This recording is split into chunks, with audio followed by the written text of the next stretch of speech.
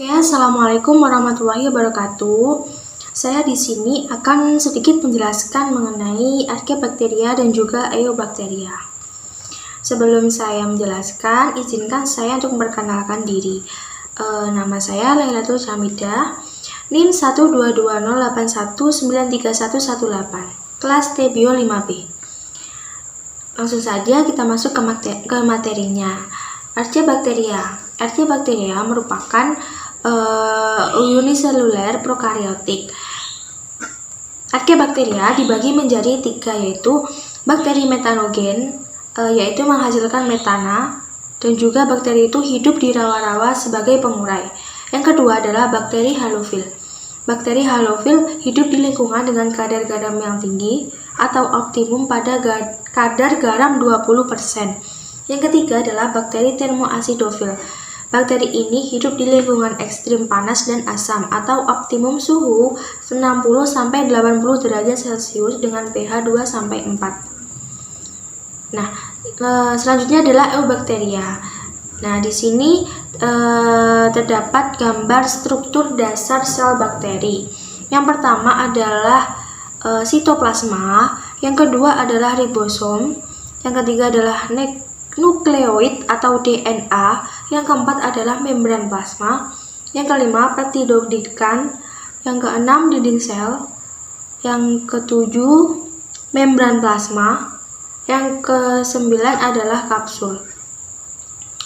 Nah, bentuk-bentuk bakteri ini dibagi menjadi 3, yaitu yang pertama adalah kokus atau bulat, yang kedua basil atau batang, yang ketiga spiral. Nah, struktur dinding sel bakteri ini dibagi menjadi 2. Terdapat bakteri gram positif dan struktur dinding selnya. Yang contohnya seperti yang ada dalam gambar tersebut yang ada di PPT. Nah, contohnya adalah bakteri Bacillus subtilis. Yang kedua adalah bakteri gram negatif dan struktur dinding selnya. Contohnya adalah bakteri Escherichia coli. Nah, selanjutnya struktur tambahan pada sel bakteri. Ada flagella. Flagella dibagi menjadi 4. Yang pertama adalah monotrik, yang kedua adalah lopotrik, yang ketiga adalah amfitrik, yang keempat adalah peritrik. Kemudian cara hidup bakteri di sini pengelompokan bakteri berdasarkan cara memperoleh makanannya dibagi menjadi 2, yaitu heterotrof dan juga autotrof.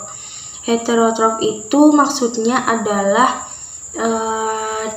bakteri tersebut tidak bisa memproduksi makanannya sendiri. Sedangkan bakteri autotrof itu bakteri tersebut bisa memproduksi makanannya dengan sendiri. Terus yang selanjutnya adalah pengelompokan bakteri berdasarkan kebutuhan oksigen untuk memperoleh energi. Yang pertama adalah aerob, yang kedua adalah anaerob. Terus selanjutnya di sini ada reproduksi seksual pada bakteri. Rekombinasi genetik pada bakteri dibagi menjadi 3, yaitu transformasi, transduksi, dan juga konjugasi. Bisa dilihat dalam gambar yang ada di PPT.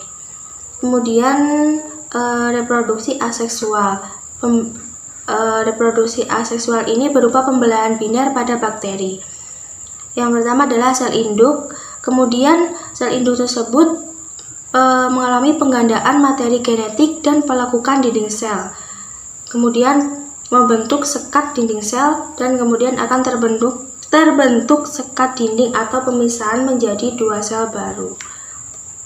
Mungkin itu saja yang dapat saya sampaikan.